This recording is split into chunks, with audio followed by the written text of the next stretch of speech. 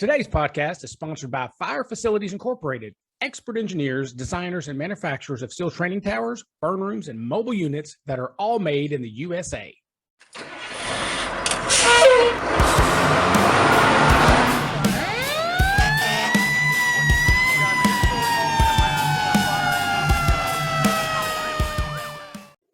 Welcome back to 3-Point Firefighter. Today, my guest is Richard Wiggins. Now, Richard Wiggins is a medically retired firefighter with 17 years in the fire EMS service, and he's still actively involved with Fools chapters. Now, he has served for Escambia County Fire Rescue, Navarre Beach Fire Dept, the Department of Defense Emergency Services, the City of Seguin Fire Dept, and he's done numerous volunteer fire departments. Brother Richard Wiggins, thanks for being on the show. Thank you so much, Jake. Glad to be here. One of the things that you put in your bio, I love, it cracked me up, was you said you're a career rookie. Can you tell me a little bit about that? So I've had the opportunity, if you want to call it that, to move around a lot. I obviously was born and raised there in Pensacola and started my career there, really cut my teeth there. But once, I started dating my wife and we got married, she went into the military as an officer. I started moving around a lot. And so every few years, it's like I was starting over. And so I spent the majority of my time in the first 3 to 5 years of a career. It was like Groundhog Day. It was just starting over every single time we moved. So I got really good at knowing what I needed to do coming in the door: sweep, mop, shut up, and listen. So that's kind of what I meant by that. It just started over so many times. But I enjoyed it, man. I polished the rookie skills very well over 17 years. So were you like laterally transferring, or were you having to go through academies again?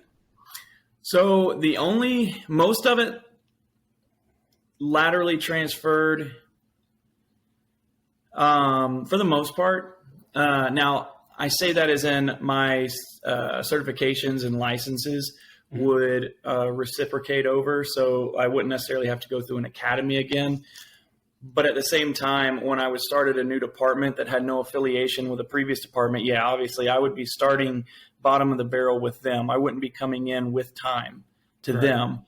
Maybe subconsciously, or if you want to say, they would take that into consideration. But no, for the most part, other than some of the time I did with DOD, it was pretty much, here's the new guy coming in the door. And of course you get that same mindset. A lot of the guys, like, I don't care where you've been. I don't care where you worked. You're here now. None of that matters. And that was hard for me at first because I had been at departments previously that maybe were bigger, faster, stronger departments. And I walk into a smaller, slower department and catch that attitude. And I had to really catch myself, right? Because I would want to be like, nah, bro, I don't know if you, know who I am, like I had anything to stand for. Right. but yeah, so that was something I had to catch myself on. But that was my career rookiehood. Even all the way down to, you said Seguin Fire Department. Seguin. Sorry, Seguin. No, it's fine. We correct people all the time. Even there, that was, man, I loved that department. Same thing there, walking in the door as roughly a 13, 14-year guy. And starting out as a probationary, firefighter with a probationary shield and having to earn my right to be there all over again. So, but yeah, I would say I got really good at being a rookie. I say really good in my own eyes anyway. Well, it's funny because we're kind of, we kind of share that because I've been, I started in the military as a firefighter, and then I went to Lexington, Kentucky as a firefighter. Then I went to New Albany as a firefighter. So I never, ever say, I've never in a million years thought that I was a great firefighter, or I've never said I was, none of that stuff. But the one thing I brag about in my career is I've always said I'm a really good rookie because I've done it 3 times. Yeah. So let me give you, you've already touched on that a little bit. Let me throw some stuff out there. And see what you think about this. So some of the things I would tell new guys based on what I thought I was good at being a rookie is, and one of the things blew up in my face, and we'll talk about that in a little bit, but shutting up, doing your job, and don't mention the other departments. For example, Seguin does it this way. Navarre did it this way. So those are like my main things. So every time I had to start over, I acted like a new guy. I kept my mouth shut, never mentioned the other fire department. So what did you find similarly that that's how you had to handle it? Yeah, and it was tough, man. But yes, I did have to kind of go about it the same way. When I left Escambia and I went to Navarre Beach, for instance, I walked in there and one of the chiefs immediately was like, what did he say? He's like, we're not a Kurt Isaacson smoothbore fire department, so you get that crap out of your head right now when you start here. And that's all I had. That's all I knew walking in the door. So I'm just kind of like, excuse me, that you're doing it wrong. But yeah, it was just kind of, you had to shut up. You had to bite your tongue a lot, but it was, that's the way it was for me. And I think one of the ways I mentioned something kind of blown up in my face. So I've always thought that your first year makes your career pretty much, right? So I've had 3 first years. So my last one, I went from a bigger department, Lexington, Kentucky. At the time, had 400 plus firefighters, 18 or 20 firehouses, something like that. They've got more now. And then I went to a smaller department that has 5 stations and around 80 guys. So transferring over to that, I really knew I had to shut up even more. I had to really, really be quiet. So I feel like my first year, and this is my opinion of it, looking back on it, I feel like I gave the impression I didn't know what I was doing. Like I was getting classes from people, like a pump class. They give me a quick pump class, and they'd be totally wrong on what they're telling me, right? But I would never, ever say, that's not how that works. I would just listen. Yes. Okay. And then I would ask for advice about stuff from senior firefighters there, and they would give me information that I'm not sure was correct. So I'm not talking, my whole department was like that, just a few isolated people. And I feel like that gave me the reputation of, wow, he's come from a bigger department. He's been on for a long time and he doesn't know this stuff. I was just being quiet, and I was quiet for so long. I feel like that they thought that, I was an idiot. And when I did screw up, which I did, that just kind of furthered that thought a little bit. It solidified their thoughts. Absolutely. Being a repeat rookie is difficult. I think it is difficult, especially when you're being taught stuff that is wrong. Yeah, absolutely. Yep. I ran into that a couple of places, but there's as you're talking about this, several incidences just come to my mind, and you sit there and like, okay, kind of that same thing. Okay, if I'm silent, am I stupid?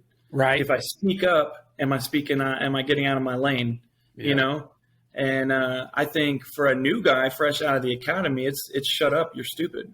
Not you're stupid, but you're at a place where you shouldn't be speaking up because you're coming in fresh. So it's a fine line. It's a hard path to follow there, especially if you've done it like yourself and myself, or you've done it a few times. It gets a little more and more difficult. And I've been humbled a couple times too, where I let it get the best of me and walked out on the training field at Seguin. As a matter of fact, if any of my guys watch this from B Shift, they'll definitely know exactly what I'm about to say. Is I walked out on the training field one day when I was brand new, and I was very I was in a bad mood. So I wasn't really about it at the moment.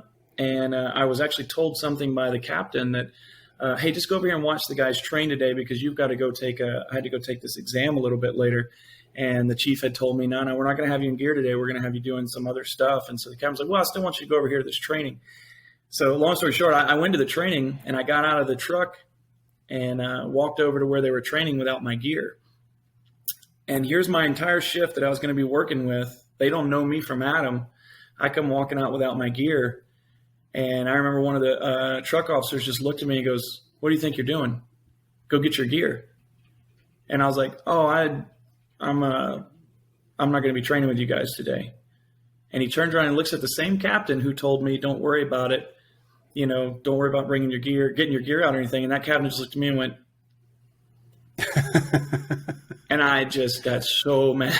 I was like, and so I'm looking at them. So then I looked like the guy that just got out of the truck and walked over there. And I remember going back to the truck, and I was just threw my gear bag on the ground. I was like, dadgummit, I'm throwing my stuff on and start walking back over there. And then they just decided to smoke me at that point, of course. And I guess I deserved it because I threw the wrong attitude out. But I remember that moment, and I got humbled because I realized, things are going to change, and guys are going to want you. The guys want to see you. They want to see what you're about. And that was their first impression of me. And it took months to get out of that. I started behind the bar at that point to everybody on my shift, a shift of about 20, roughly about 20, 25 guys. We're a 3-station department, it was about 20 guys. So I had a shift of 20 guys that I'm now behind the bar to them. And that wasn't where I like to be. So it was rough, man. You one little mess up coming in the door can make a huge difference. Your reputation in the fire service is the hardest thing to make, but the easiest thing to lose. Yeah. Oh man, absolutely. Yeah, absolutely. And, I mean, you can save 30 babies out of 30 fires, but you clean the shitters wrong.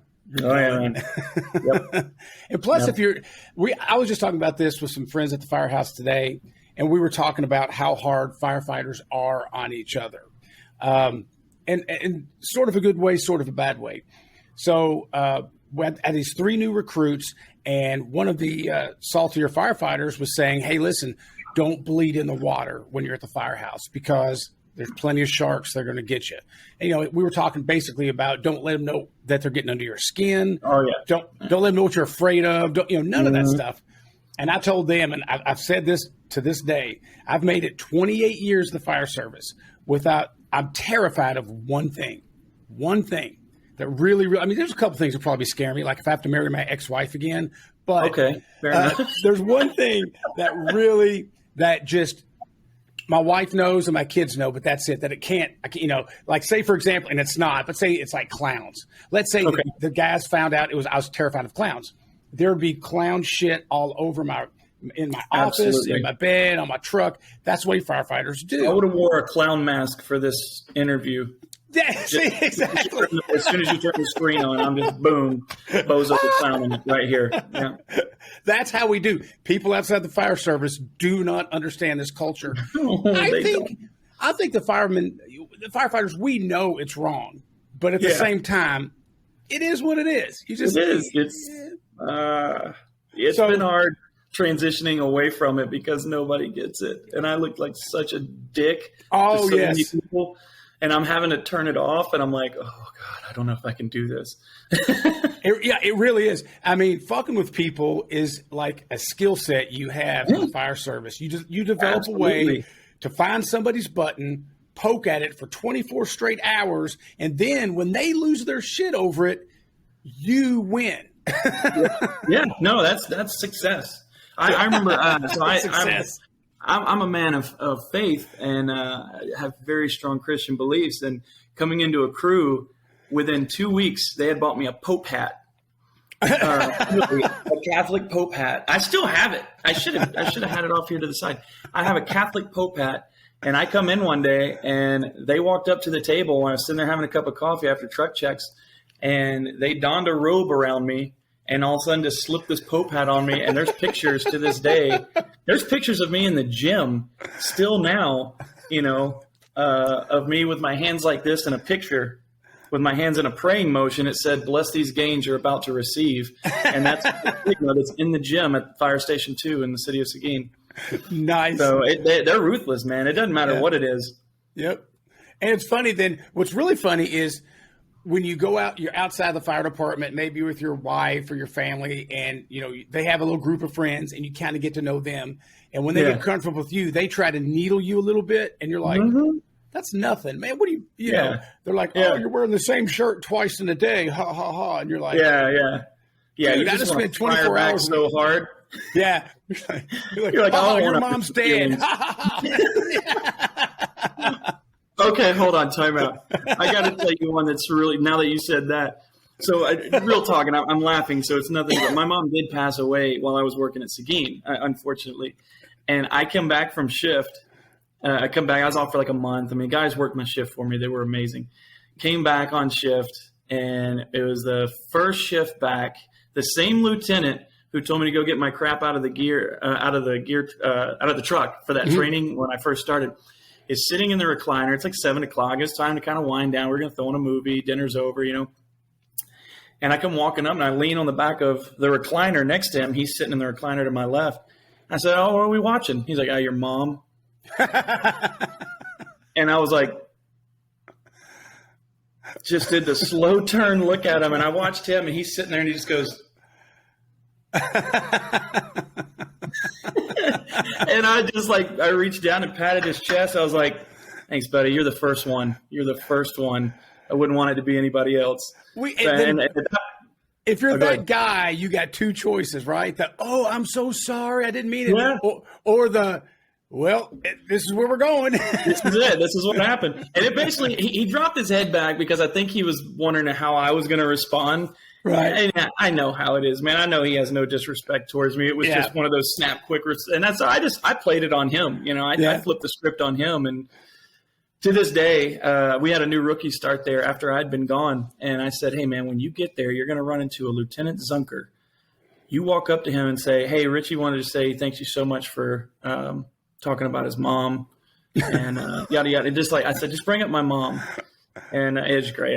I still pick on him to this day. So can you imagine a corporate world acting like that? Oh yeah, no, we're all fired. We're all fired. Our shift was known when I was on B. I did move to C shift. When I was on B shift, our shift was known because all of us at some point had to get suspended for a day for jokes, for things we were doing, because they would just go that just a tad too far. And it was kind of a game. It was almost like who was going to push the bar just far enough until, you know, things broke. And we did it. We broke it. Way worse things we do to each other when we're in the firehouse. I look back on 20 years ago, and I'm like, I would just now be getting out of jail. Devin Craig and I talk about that. We talk usually weekly, him and I do. And I said, "Man, we're going to have to start." Craig. Yeah, he's a great dude. One of my favorites. Him and I became really close friends. It's over a year ago. We hit it off, realized that, you know, we're right here. So we became really good friends. And like I said, talk to the guy almost every week. And I told him, I said, "Man, we're going to have to start recording our phone conversations." I said, because to me, this is a podcast. Yeah, this is amazing what we're talking about, because we're speaking the truth. We're speaking what every guy in the fire service is going to listen to and go, "Yep." And every guy that's not, and every human being that's not, is going to file a lawsuit on us. Yep. You know, for the things we're saying. And it's just like, man, I'm sorry. It just is. Yeah. It just is. It's so tough I'm the training guy for my department, and I have new people. Mm-hmm. And if you look at it this way, the job of the training officer is to get the people ready for the fire service in your fire department. Getting somebody ready for the fire service is easy. This is a Halligan, this is a hose, blah, blah, blah. Getting somebody prepared for a fire department is a whole different animal.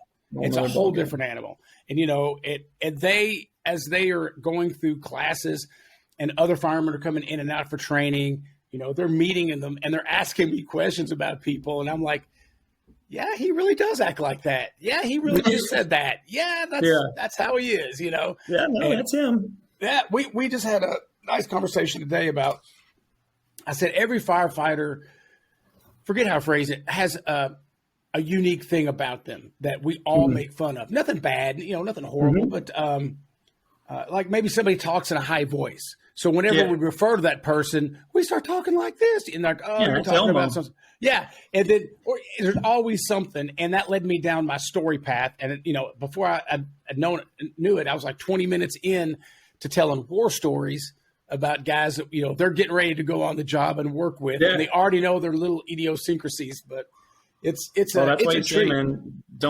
it's like you said, the best advice you give them in the beginning is just don't put any blood in the water yet. Just try to prolong that as long as possible, because once you do, it's game over. That's exactly right. But that's what I love about it, man. I had taken a little bit of a break for, I guess, about a year before I came into Seguin, transitioning from DOD, took some schooling and stuff, worked on an ambulance, and then got on with Seguin, and it'd been about a year. And I didn't realize how soft my skin had gotten. And I walked back in the fire station, and I had to sit back and go, oh yeah, I got to get toughened up again. Because part of me wanted to get, kind of ticked, some of the things that were going on. I'm like, oh no, wait, never mind. No. I got it. I got it. I had to get back on board, So it didn't take long though. And I was firing it's hard. back. Yeah. It's hard to bite your tongue when somebody says something to you that anybody other than a firefighter would say. You punch them in the throat.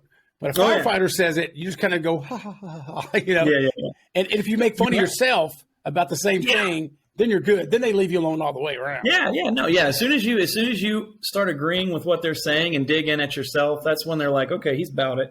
This guy's about it. The other thing is when it's time as a rookie and you feel like you're ready to fire back for the first time, you better have your response correct. Because how you respond back for the first time is going to set the tone. You screw that up. Yes. The first time you're ready to pop back and you screw that up, man, that could set you back. Right. That can set you back pretty far if you're not careful.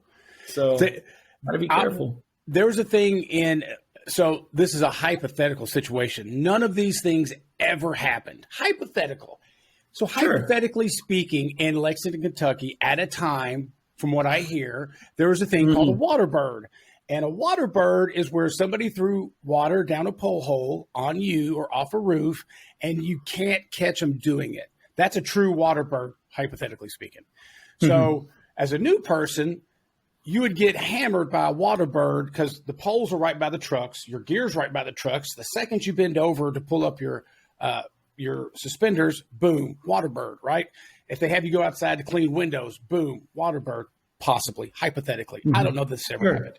So my first year, hammered with water birds, hammered. It wasn't upsetting. It doesn't make you mad or nothing. It's just funny. You kind of, as a new guy, you're like, I can't wait to do this.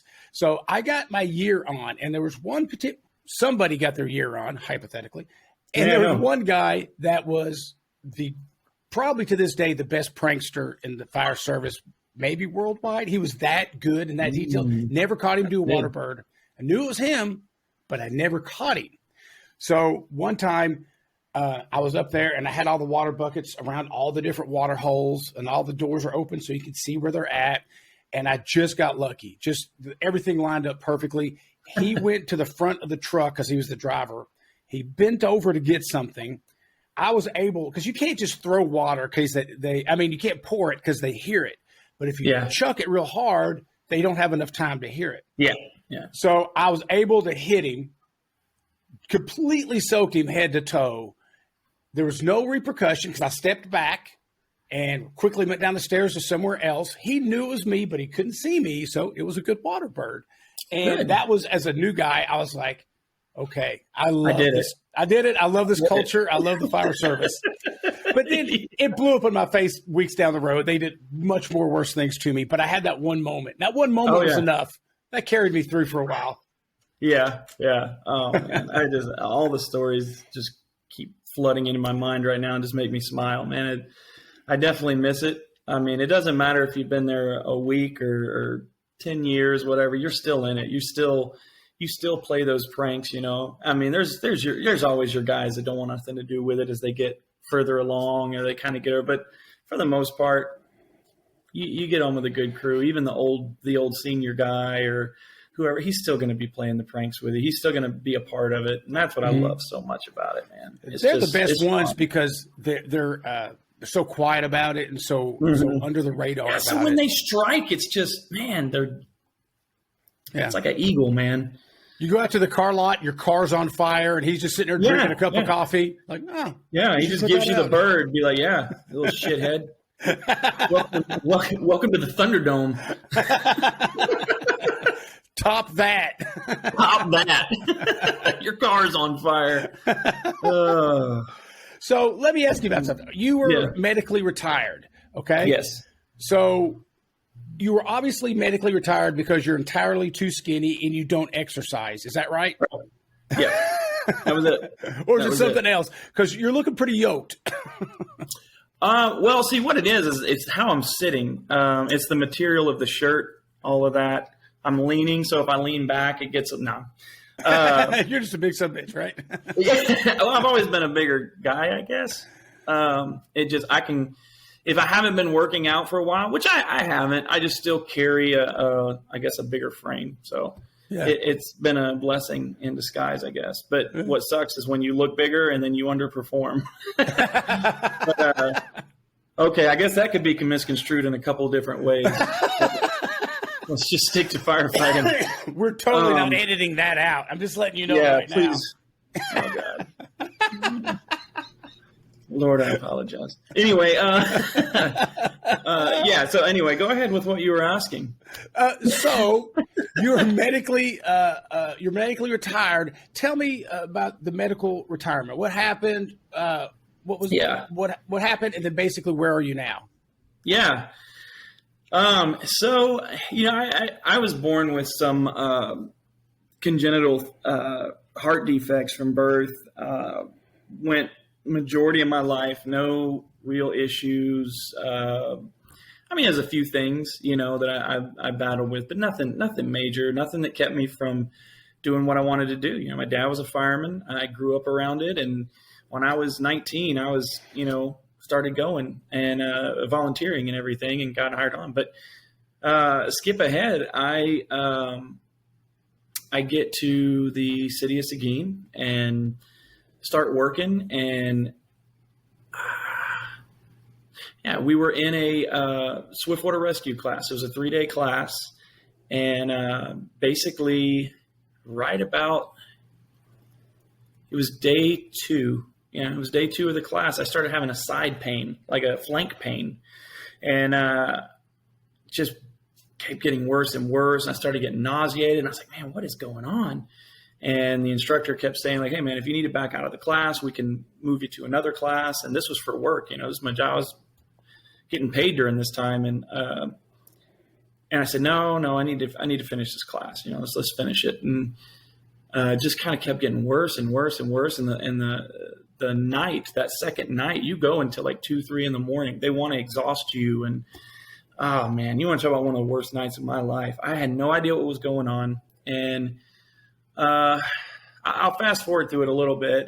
Next day, go having the same issues. And when the class finishes up, I took tests, passed everything, and everybody was going to go out for beers and wanted to just kind of hang out. And I was like, cool, man, you guys go do that. I'm going to go to the emergency room because something is wrong. Like something's really wrong with me. And I swung by the house and told my wife, I said, hey, something's wrong. I tried to walk up the stairs. I just collapsed on the stairs. I was in so much pain. And so she got me in the car and drove me up to just a hospital that was right up the road from where we lived in San Antonio, Texas. And walked in, and they did a couple things. They're saying, hey, man, we got to get your gallbladder out. Your gallbladder's, I guess, is about to rupture or whatever. So we're going to put you in surgery and get that out. I'm like, cool, man. Great. Let's get it out.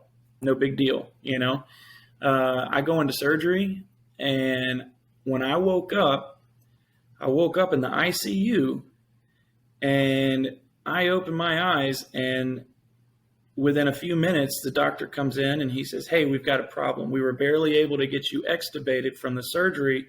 Your oxygen levels are low and your heart rate's like 188.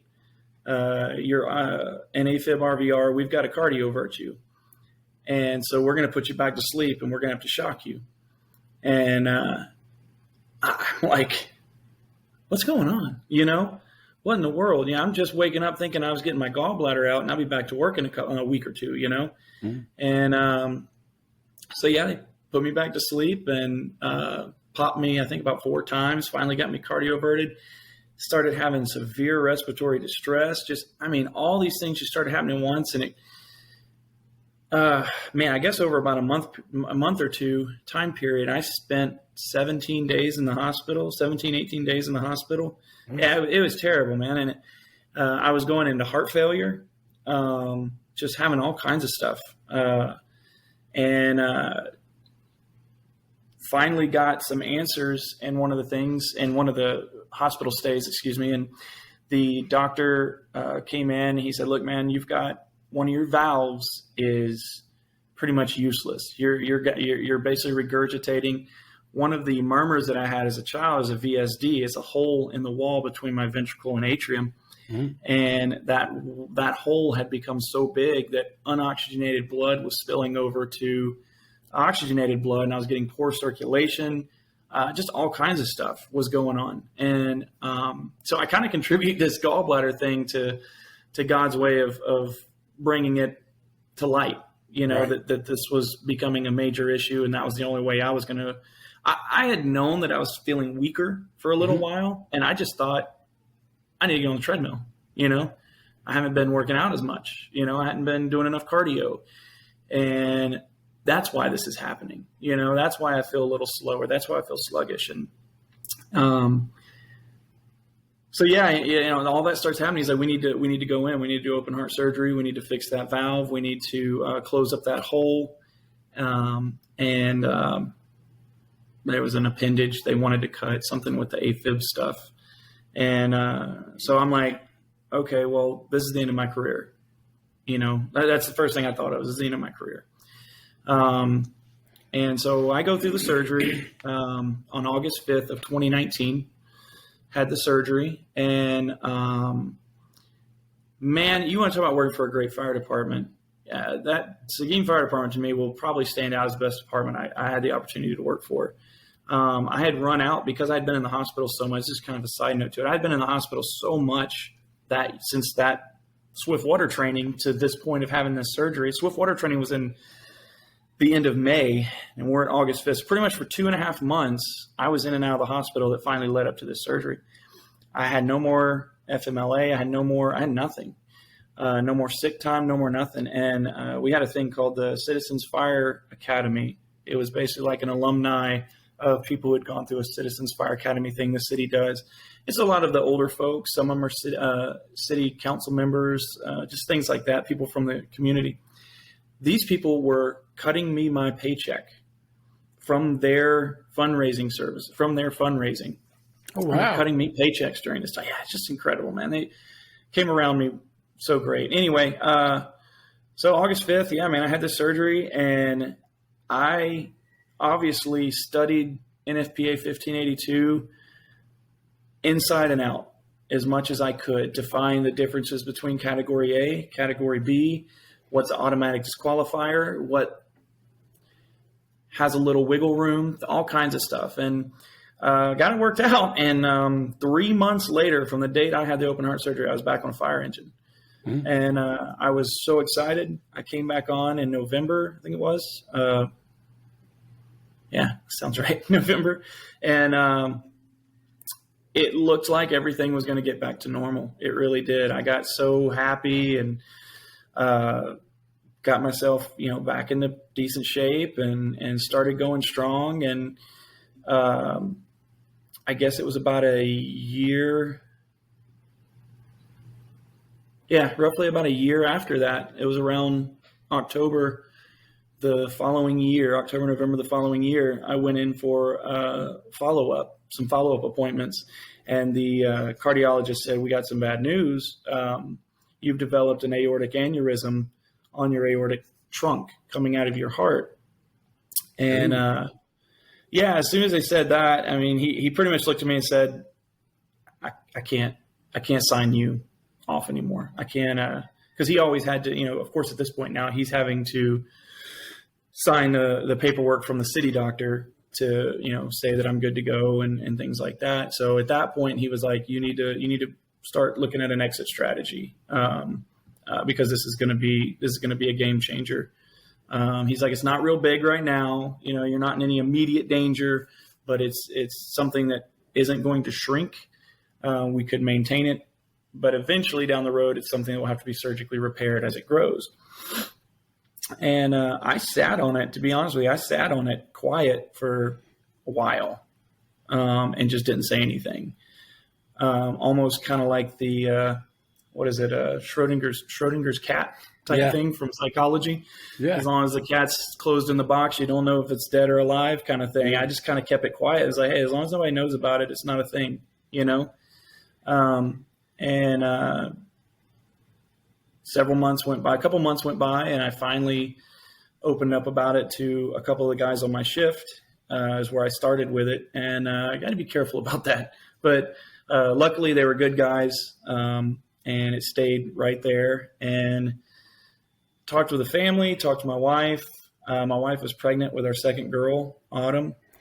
Had at that time, a 3-year-old, and it was the hardest, honest to God, the hardest decision I ever had to make, but I finally came out with it and brought it forward. And at that point, it was pretty much a done deal. My fire chief was one of the best fire chiefs I've got to work for as well. And he always wanted to advocate to keep me on the department at all costs. He said, well, look, we can look at it from this angle. We could try to do this, try to do that. And I remember walking into his office, and I had a piece of paper folded up in my hand. It was actually my resignation. Mm-hmm. I was just going to resign and go. And I came walking in, and he saw me walking up the hallway towards his office, and I had my nice button up on with all my brass, and I had this folded piece of paper, and he just stopped and looked at me and just kind of was like, I want to see that, and he knew exactly what it was. And I remember just going to his office, man, took everything I had to not just lose it. And so in a roundabout way, they put me driving engineer on engine 2 for about a month. And that's where I stayed until all the paperwork went through. They did let me at least kind of go out on my own terms. And once the medical retirement came through from the state, I worked my last shift on January 30th, 2021. And that was it. And the last year has been a rough ride. It has been something I wasn't prepared for. And to take something away that you weren't planning on, that was like something that, I tell everybody, like, that's part of my identity, that's part of that. That's a root to my tree of life. That's a main root to my tree of life, was the fire service. And it got cut off. And it hurt, man. It was tough. I told myself whenever I left, I said, my initial plan was I'm going to remove myself from every firefighting group on Facebook. I've got to get myself away from it, because I can't even imagine how I'm going to feel looking at, firefighting groups on Facebook when I'm trying to, just see what's going on in the world, and I'm going to be constantly hit with firefighting stuff. I was like, it's going to drive me nuts. And, I had all this thought process that was what I needed to do, was just get away. People were like, oh man, well, you still got your paramedic license. You could go work EMS. First of all, no, that's not going to happen, because one, I'm just not going to work on an ambulance only. It's a game. We were fire EMS, but we were a fire-based EMS. So we had air packs on the ambulances, and you did your rotation and you're back on an engine. One, I'm not going to go work for an EMS only. Two, I'm not going to go work on something where I'm going to go pull up on scene with a fire engine and have everything that I love dangled right in front of me and not be able to do it. Yeah. So I said, I'm not going to do that either. It's been a long road. I'll be honest, man, it was quite a bit of depression I even went through. It took some time. I just had to find something. I had to find things that I wouldn't say helped re-identify me, but helped, I guess in a way, redefine what I considered important enough to motivate me to continue to be the person that I was, or the person that I am, excuse me. And so just through living life, and I'm only 2 months after that. So January 30th was the last day. On March 7th, we had our second baby. So that obviously big deal there. All right. I did do some work with some training companies and got to travel around to some fire conferences and do some of that stuff, and started working with the fools. And basically I did the exact opposite of what I said I was going to do. Right. I joined more groups. I started working with Next Rung, which was a big thing for me, man. Now, especially, I absolutely love it. I kind of dove head first instead of swam away, and I found that there's life after the alarm for guys that still want to be involved with the fire service. If you're not ready to be done with it, there is a life that exists outside of the alarm that doesn't involve you, running on a truck, which ultimately we all know, like, we want to be at the fire station. We want to sit at the table with the guys. We want to train. We want to jump on the truck. We want to go to the fires. I get that. And that's the part that that's the pill you have to just swallow and say, okay, it is what it is, but that doesn't mean you're done with it, Right. So it's all, one thing I love about Next Rung like this is mindset. That's one of the big things we push is mindset. Well, tell us about Next Rung. What exactly is Next Rung? So Next Rung, it's essentially it's a peer support network for first responders, right? It's hard as in the fire service, but we also cater to EMS, police, dispatch, things like that. And what Next Rung is here for is, it's kind of like a 3-pillar thing. So one of the pillars is we provide peer support 24/7, 365. We have actually I have this right here. I don't know if I can get that up. You can see the phone number there, 1-833-NXT-RUNG. Mm-hmm. And when you call that number or text that number, if you text, you can text support or info or text counseling, any of those things. You're going to be contacting a group of there's about 15 to 18 of us. And somebody's going to answer your call. And this is for those guys that maybe you ran a bad call and you just need to talk about it. Maybe you've been dealing with something that you don't talk about with anybody and you don't want to talk about it with anybody that you know. Excuse me.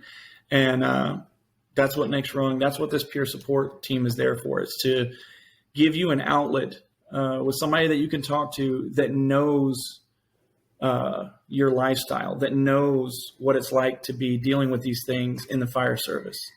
Because a lot of fire departments, they provide EAP, your employee assistance programs, and you'll go to, sit with a counselor named Martha who's never even seen the inside of a fire truck, and you're sitting there talking about,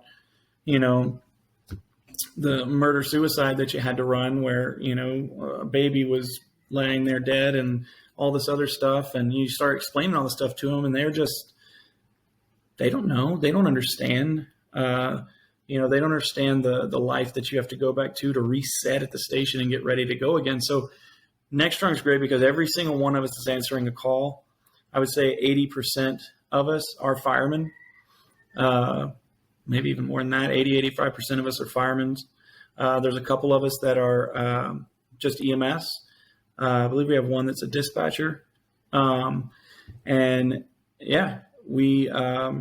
just there to talk. That's one of the pillars. The other is we also provide counseling. So if you start talking with us and you feel that you need something further than just texting or talking to one of us. You need something face-to-face. You need more intimate or personal counseling. What Next Rung will do as well is we'll actually help connect you with someone in your area to get you into counseling. So what we try to do is we try to vet that person as well. We'll do the research. Mm-hmm. You don't have to do anything. You just give us your name, your info. We're not just going to Google a couple counselors in your area and say, oh, here's somebody. We're going to do a little bit more than that. We're going to contact the counselors in your area. We're going to email them. We're going to ask what's their experience with first responders, firefighters. And if you're dealing with, PTSD, we're going to ask them, hey, what is your experience dealing with firefighters and PTSD? We're going to try to vet the person as much as we can. Then we're going to come back to you and say, okay, here's the person. Is this in your network for your insurance? If it is, great. Let's get that set up and help you get started. If it's not, and this is the right person for you, we're going to help finance that for you. If that means paying for you to go once a week for 6-7 weeks, so be it. As long as you're getting what you need to get the help that you need, we're gonna try to facilitate that the best we can. If it leads to needing in-house care, if it's something with addiction, let's say, and you need rehab of some kind, and you need to be admitted to a facility, we're going to help with that as well. We're going to find a facility that's in your area or the best facility for you, and we're going to help with that. And if it's not covered by insurance, we're going to try to help with that as well financially. And this is just something a gentleman by the name of Blake Stinnett out of Georgia. He works for Sandy Springs Fire Department in Georgia. This is kind of his thing, man. Him and a gentleman named Charlie Brown started the Charlie Brown's out of California. They started this a few years back, and it has just grown exponentially. It's gotten a lot of traction, and we're answering hundreds of calls all hours of the night, all hours of the day and night from firefighters that just need to vent a lot of it, So that's kind of what it is. The other pillar, really what we talk about is more of a coming up, partnering with us type pillar. Well, I guess it's more the admittance thing. And then the other part we talk about is partnering with us. Like if that's something that maybe you don't need Next Rung, but you support Next Rung, we always, say, well, there's a way you can help. And maybe you're not the type that can talk on the phone with people, but you got a little extra money in your budget that you'd like to donate to us on a regular basis or a one-time thing. So it's partnering with us as well to help support us and the team and what we do to help those people. And I can tell you, man, I have guys that have reached out to me through the app that we use and not through the app. Guys that just know that this is something I do.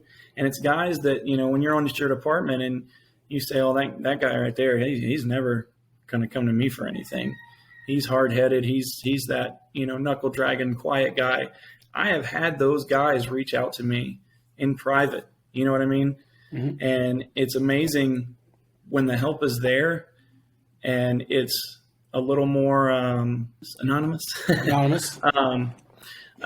It's amazing how much or how more susceptible or vulnerable guys will be to reach out.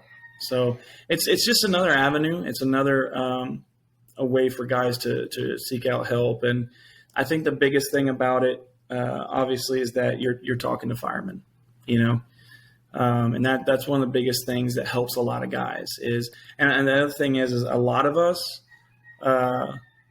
not only are members of the Next Rung team, but we've been on the other end of the line before.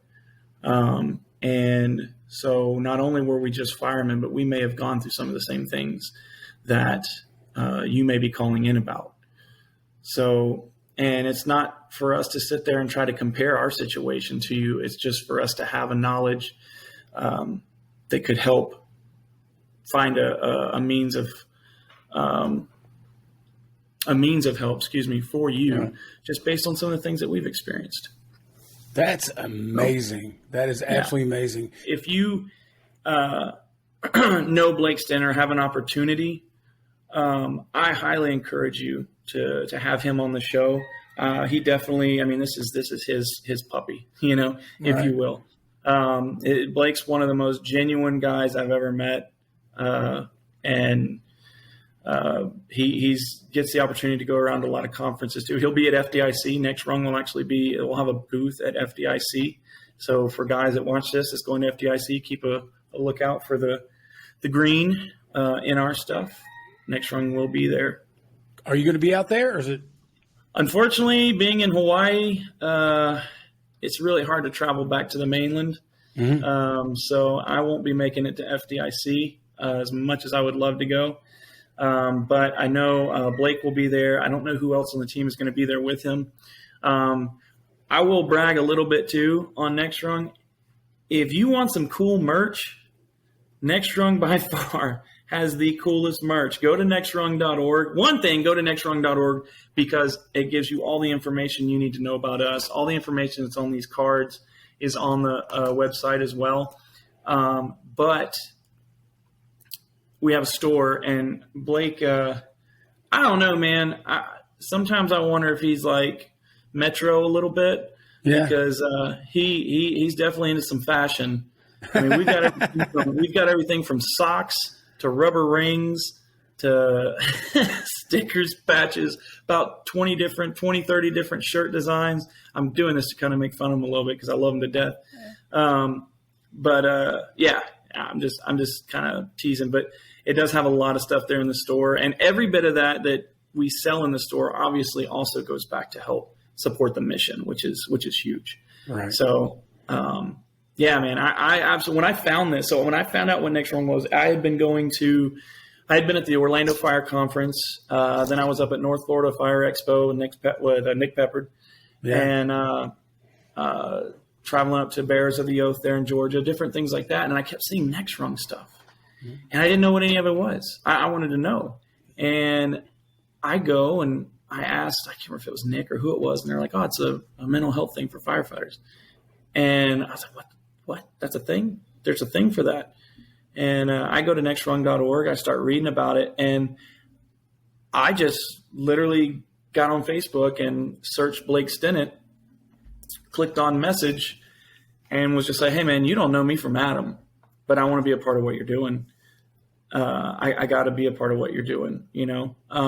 And man, within, it was about an hour, he reached back out. We talked on the phone, and there's another gentleman on his team, Robert Arrieta, out of Albuquerque. Mm-hmm. Yeah, Albuquerque. He works for Albuquerque Fire as a lieutenant over there. He also runs another organization it's a little more local based. It's called Skulls for Hope.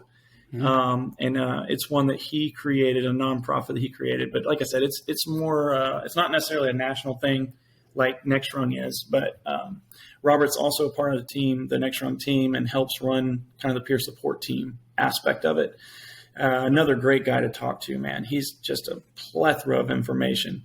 But next thing I know, I was talking to him, getting plugged in with the team, and it has just been an awesome journey to for instance, just to give you like a testimonial, there was a person that called in struggling with alcoholism, struggling with just life, the life of the fire service. And over the year that I've been with Next Rung, I watched this person send me their coin pictures from their AA meetings of 2 months sober, 4 months sober, 6 months sober. They were sending me pictures.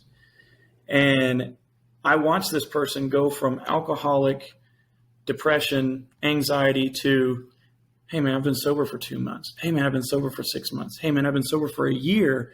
And then send me a picture of them getting baptized at their church, saying, like, "Through this whole thing, I found God, I found religion." And I'm just like, that's a win, man. Like that's what this is about. It is a very, Next Rung is a faith-based organization as well. We don't necessarily push that on anybody, but if we see an opportunity, we're going to take it, Right. So yeah, that's when I tell people that and talk about that particular person, it gets me jacked, because that's literally what the mission is. And that's it, man. And you see the fruits of your labor come back of, answering phone calls at all hours of the night, and you see something. It's the same thing with the fire service. Right. It's we almost look at ourselves as like a little fire service, because when calls start coming in, we got to answer them, and sometimes it's not the call you want to answer. Maybe it's a public assist lifting type call, but then you get that structure fire and you get that good knockdown. I'm just kind of doing this metaphorically. And you get that. It's working. You get that one good call though, man, and you see it all unfold, and it just gets you jacked up. It's that one call that you get on shift that will carry you through the next couple months, waiting for the next fire or waiting for the next good code, if that's what you're into, kind of thing, Right. But that's kind of what Next Rung is about. I mean, there's probably some of it that I miss, and Blake's probably sitting there screaming at his computer if he's watching this, going, "No, tell him about this, tell him about this." So I encourage you, man, get Blake Stennett on here, or absolutely Charlie Brown, or Robert Arrieta, any of those guys, man. They're wonderful guys, good brothers, good firemen, good dudes. I mean, this is their puppy. I'm just a part of an awesome team. So it sounds awesome that it's an organization of brothers and sisters helping brothers and sisters. It's because I tell you, I've talked about this before on my podcast. When I was younger, had this horrible wreck I had to respond to, and I didn't know how to ask for help. I went back to the firehouse. I looked at the senior man, and I wanted to talk about it. So the only way I could say anything, I was like, "Wow, that was really a messed up wreck." And he said, "Yeah," and that was it. Yeah. Shut me down. And so and that one wreck to this day affects me. And I wish I had at the time, especially, somebody to talk to about it. And so Next Rung sounds like the perfect organization for that. It is, I'm man. That's exactly I'm not talking what it to is. somebody that is just a psychiatrist that doesn't know anything about the fire service. I'm talking to brothers and sisters, and they know exactly what I'm going through. They can truly empathize. Right. Oh, I love it. I love it. I love it. And I'm gonna tell you this, man, and to anybody that's listening that may be on the verge of needing something like this, or does need something like this, vulnerability is the biggest strength you can have. And what I mean is, your defense mechanism as a man is usually your biggest weakness. And what I mean is vulnerability is the thing that's going to get you the most help. And that's what I tell people all the time.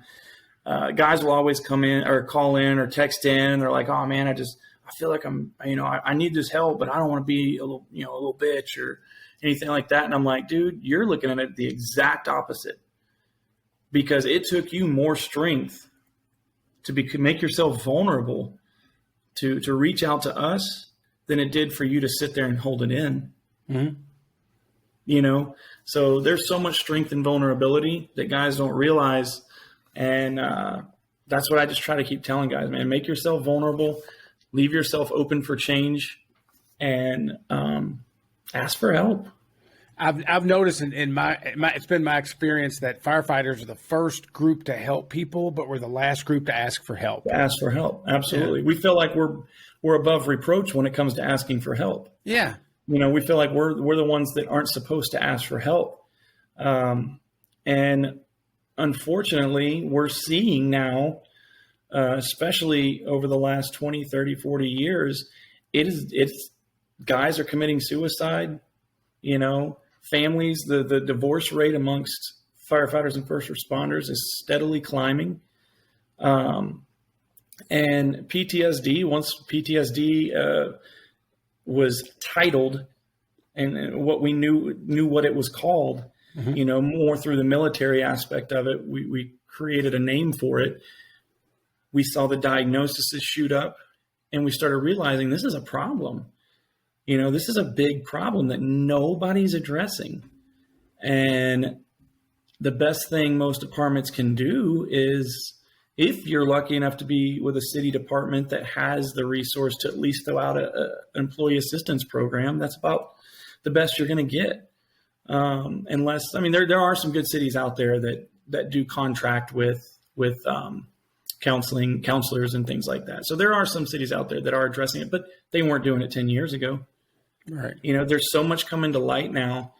And I do know that Next Rung was founded with motivation from the loss of a brother. And it's just, it's amazing what Blake has done. It really is. He's a good dude, and it's a great team. It really is. If it's something you're interested in, I'd highly recommend reaching out as well. But again, that number is 1-833-698-7864 or 1-833-NXT-RUNG. And you can also see everything on nextrung.org. That's fantastic. I'll make sure that I put that in the description in my social media and on YouTube. And thank you for letting us know about that. I mean, man, absolutely. That's fantastic. That is fantastic. But let me do this. One of the last things I want to talk about, we're going to switch gears a little bit. All right, let's do it. You live in Hawaii, right? I do. So right off the bat, I hate your guts. Now, having said that, I would hate me. I'm super jealous that you live in Hawaii. That is, to me, it seems like it's super cool. What are some of the cultural differences that you have noticed moving from, like, I guess the last place you were at was Texas, right? Yes. Well, that's a whole other country in itself, too. So that's both of these are, man. Yeah. Both of them are. I mean, Hawaiians, Hawaii in and of itself reminds me of Texas in a lot of ways. There's a lot of jacked up trucks with state flags flying off the back of them in this state, just like in Texas. Is that right? Yeah, Really? It's crazy. Oh, wow. What? Okay, and you obviously eat Spam and pineapples all the time. Is that right? All the time. All the time. Ugh. Oh man, the thing is a lot of people think that that's just like something from what was it, 50 First Dates? Yeah. When Adam Sandler was like, "You want me to make you Spam and eggs?" Do you know what I've had for breakfast nearly 3 days a week, every single week since I've been here? Spam, eggs, and rice. It really is a thing. It is. Spam is, you can basically stop at a gas station and get musubi. Musubi it's basically like Spam sushi. It's like a little rice patty with a piece of Spam on it wrapped in seaweed. And that stuff gets eaten, like Kobayashi over here. I don't know if I can handle that. So let me ask you this. So what island do you live on? We're on Oahu. Oahu. So that's where Honolulu is, the state capital. Okay. I'm looking at a Pearl map Harbor, right now. all that. Okay. Oh, that was super cool. How hard is it to travel? And I'm an idiot. That's why I'm asking this. How hard is it to travel to the different islands? How expensive is it? It's actually not expensive. And that's something I was surprised of because we've only been here a few months, so I'm still learning a lot too. You can island hop. You have to fly. Most of it's flights. There's very few boat options. Mm-hmm. So most of it is flying. But tickets are as cheap as, there's some people have said they've gotten them as low as like $25 to $30. But I would say the average is probably around $50, $60 to, if you wanted to go over to Maui, for a night or even for the day, you can hop over there in the morning. And that's round trip. That's not one way. That's like round trip. Oh, because there are dedicated planes that solely do that. And they know these jets are little tiny prop jobs. No, they're jets. There's jets that do it. And there's, what'd you call it? A prop job? Prop job. Prop job. Prop job. Okay. Prop job. Yeah. No, there's both. There's both that do it. But yeah, it's not really expensive. But if you want to go back to the mainland, that's expensive. So that's probably a big problem is like if you have family on the mainland is getting back and forth for holidays and stuff just because it is so expensive. Yeah, that's definitely a downside. Especially like we're a family of 4. So like if we want to go back home for Thanksgiving, like just for us to fly here. Now we went a little bougie when we flew over here because it was a big deal. We were excited. We celebrated and we bought those they're like Delta One seats. You know what I'm talking about? Oh, the ones you can lay down in? Yeah, they're like little cubicles that turn into a bed and got like the big TV and you get meal. We did that. Right. It was, I don't want to fly any other way ever again, but it sucks because we're obviously going to we can't afford to fly like that all the time. But yeah, for a family of 4, man, just the basic tickets, it's going to cost us, probably close to $1,500 plus just for us to go home for a holiday or something, just for the flights. So, because I'm not holding a 12-month-old in my lap for 9 hours. I'm not doing it. Can't you just wait at the airport at the, I assume Hickam, right? Is that? So Hickam Air Force Base and Honolulu Airport share a lot of the same runways. So if your wife's a major in the Army, can't you jump on planes? It's really difficult and really hard to do. I get that. It is. You can do like the little military hops, as they call them, but you're kind of at their mercy. It's not like you can sit here and go on a website and choose a destination and your meal and get to pick what time you want to leave. It's more of like a standby type thing, and you may go there and bring a bag, sit there for 4 hours, and have them walk over and go, yeah, you're not getting on this flight. So it's tough to do. I don't know a lot of people that do it anymore, to be honest. When I was in, I looked at a few of those, but it's exactly what you said. There's no guarantee. You could be there for hours, if not an entire day. And then you may not be going, you might have to get lucky on your destination when you land there, getting to go where you really want. So, yeah. Hawaii's it's a different beast, man. Like when I got over here, they have the 50th state Fools. That's the name of their Fools chapter. And I really wanted to continue to be a part of the Fools. I love being a part. I was part of the Alamo area Fools. Mm-hmm. And absolutely loved it. I hadn't even been in it that long. I didn't actually join the Fools until around the time I was getting out of the fire service, because I wanted to continue to be a part of everything. And I knew the Fools existed. It wasn't something that it just wasn't something I really understood, honestly, at the time I was still working.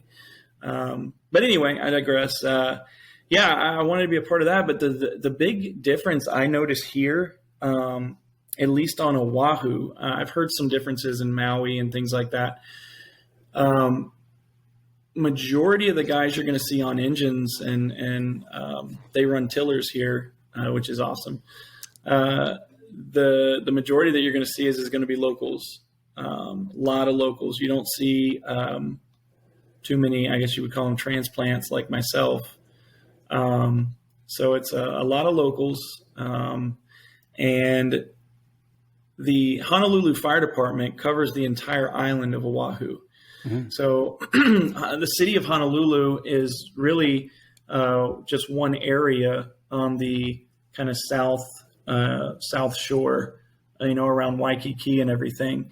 But the entire island, so if you drive over to, say, Haleiwa or Kaneohe, which are just areas across the island, that's still Honolulu Fire Department. That's just maybe Station 48, Mm-hmm. And so there is no other fire department on this island except for federal fire. Right. And so when you go to a Fools chapter here, you're definitely an outsider if you're not part of Honolulu, know. So that was something that unfortunately is a little discouraging, or it discouraged me a little bit. Right. It obviously made me a little, if you want to say, timid. Right. To try to walk in the door and say, hey guys, I'm so-and-so from Texas and I'd love to be a part of your Fools chapter. And I'm not going to say they'd greet me with open arms, or wouldn't, because I haven't done it yet. But it just kind of, when I realized that, I'm like, oh man, this is one department. This is like a Fools chapter for their department, essentially. Mm-hmm. So yeah, that's probably one of the big differences I've seen. But I have heard that this is a very aggressive department, which was cool. I know that they've had their Fools chapter has had guys out from Brothers in Battle. Anyway, I was saying that, it was very encouraging to see that the Honolulu Fools, the 50th State Fools, are in that right mindset, man. They're reaching out to Brothers in Battle. I know they've had Cody Trestrell out before to put on some training, and ever since a lot of the guys, so I'm friends with a lot of the guys, Sean Duffy and guys like that, obviously Devin Craig with Trainer Die and Build Your Culture, like I said, Sean. And ever since I got over here, they're like, hey, man, why don't you go talk to those guys, man. You need to get on with that Fools group. You need to. They're all wanting vacations. They're all wanting to come out here and train. So they're like, hey, man, you need to go talk to him. You get me plugged in out there. And I'm like, all right, man, but listen here. If I'm going to do this, I want a percentage. You know what I'm saying? Yeah. I'm not going to do the legwork for free. Well, now that you mention that, 3-Point Firefighter would love to do a live broadcast. Man, let me tell you something. I got a bedroom with your name on it. I'll put all kinds of goofy shit on the walls, and we can do it up, man. I'm down. Oh, man. Well, brother, I've appreciated this, your time on this. I know we're at different time zones, probably different week zones, maybe even different years. Don't know how it works. I failed that part of school. It's It's 2:30 or it's 2:25 here. So right here, it is 11/28, November 3rd, 1969. So Okay. That may be wrong, so don't hold me to that. I don't know, Doc Brown. That, Nice reference.